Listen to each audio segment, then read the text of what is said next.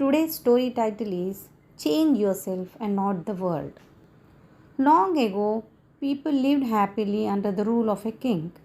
The people of the kingdom were very happy as they led a very prosperous life with an abundance of wealth and no misfortunes. Once the king decided to go visiting places of historical importance and pilgrim centers at distant places.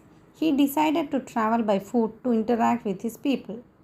People of distant places were very happy to have a conversation with their king. They were proud that their king had a kind heart. After several weeks of travel, the king returned to the palace.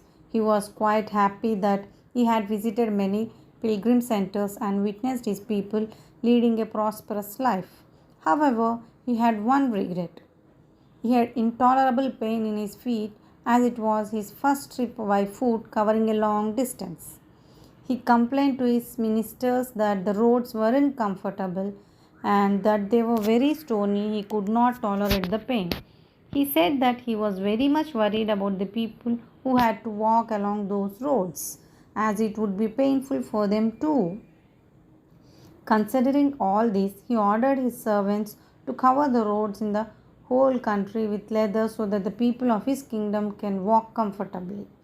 The king's ministers were stunned to hear his order, as it would mean that thousands of cows would have to be slaughtered in order to get sufficient quantity of leather, and it would cost a huge amount of money also. Finally, a wise man from the ministry came to the king and said that he had another idea. The king asked what the alternative was.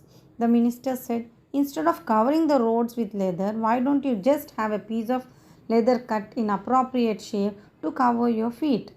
The king was very much surprised by his suggestion and applauded the wisdom of the minister. He ordered a pair of leather shoes for himself and requested all his countrymen also to wear shoes. The moral of the story is, instead of trying to change the world, we should try to change ourselves.